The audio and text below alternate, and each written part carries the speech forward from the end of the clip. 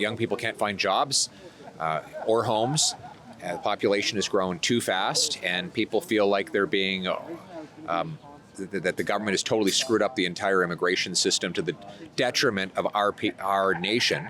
And we need to slow it down, and we need net negative migration over the next several years, while our housing, job market, and healthcare catches up with the strains Liberals have put on it.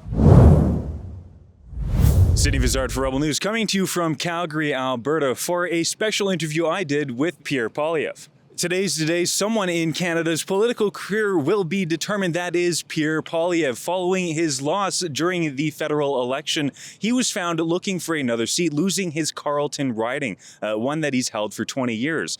Following those results, the Conservative Party of Canada decided it would be a good thing for Pierre Poilievre to run in a by-election that's taking place today in order to see if he can retain his position as a member of Parliament, this time as the Member of Parliament for the Battle River Crowfoot riding here in Alberta. This riding was selected for Pierre considering its high Conservative voter turnout rate, meaning that this is going to be a riding that's probably going to be fairly easy for Pierre to win. However, the stakes are high. If he does in fact lose, then the Conservative Party of Canada will be looking for a new leader of the official opposition and new party leader. We did recently go to Drumheller to talk to some of the locals in this riding to see how they felt about Pierre Poilievre and the by-election coming up. And we also spoke to Pierre Poilievre while we were there. Here's our full interview with Pierre Poilievre at his Drumheller event. What are the specific issues in this riding, and how do you plan on advocating for these constituents? Well, it's pretty unique riding. You think about it, this is Battle River Crowfoot. It's home to the biggest tank farm in Canada, maybe in one of the biggest in North America. So that moves $90 billion of oil. That's for a town of 600 people in Hardisty, but that affects all of the communities across Battle River Crowfoot because there's so many people who work directly or indirectly in oil and gas.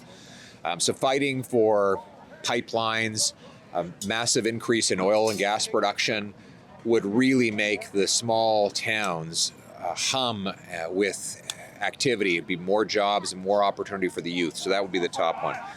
Second, a rural way of life. You know, the Liberal government is trying to ban the rural way of life by banning gas trucks and cars and hunting rifles, etc. I want to reverse that.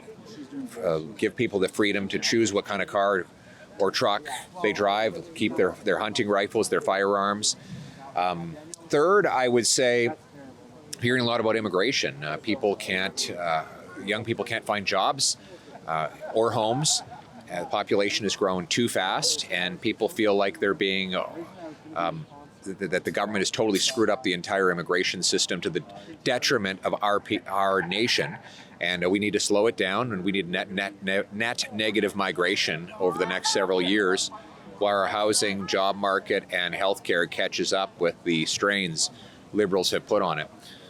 So that's a summary of what I'm hearing across this incredible riding. As an Alberta MP candidate, how will you better our province's relationship with Ottawa?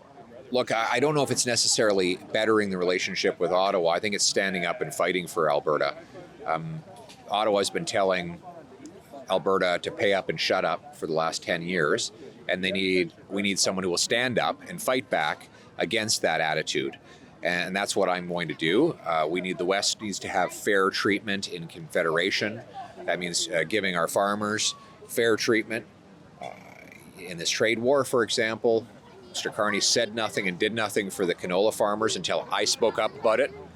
You know, yesterday I went out and said, look, it's been days now since the Chinese have announced this new tariff on canola farmers. The Prime Minister had said nothing, even though he'd managed to put out a tweet on International Cat Day.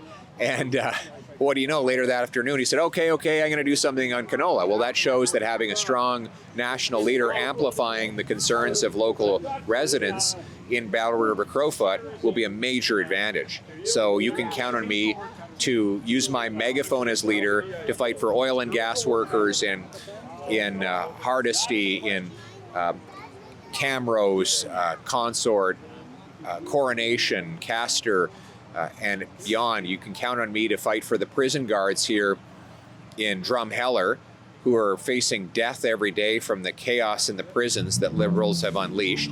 You can count on me to fight for the farmers. So having a Pierre Poilievre fight for this region in Canada's Parliament as leader of the party will be an enormous advantage for the people. Now, I think it's fair to say without question that you've been a very effective leader of the official opposition. But then we saw the federal election. There was an unfortunate loss, of course. How do you plan on, making it back to round two? What's the change that you're going to bring so that not only are you going to be a good leader of the official opposition, but a good candidate for a Conservative victory in the next election? That's a good question. I think we have to focus on, yes, prosecuting the government. We did that very well. We ran Trudeau out of town. We defeated the carbon tax. But I think we also have to make sure that people see the strong government in waiting that we are. We know what to do in government. We need to make sure people see that, both in me and in our caucus team. And that will be the approach we take as we go into the fall session and beyond. What are your immediate next steps going to be, whether or not you win or lose this by-election? I'm hoping to win, and my steps will be to gather our forces to prepare for the fall session, to fight for a lot of priorities in our mind. We're going to fight against out-of-control immigration. We're going to fight to bring down the deficit, inflation, and taxes.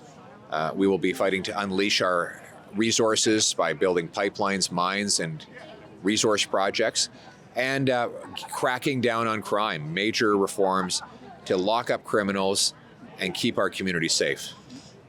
Last word to you. Well, it's just been a privilege. I've been having a hell of a lot of fun, actually, traveling across these rural communities.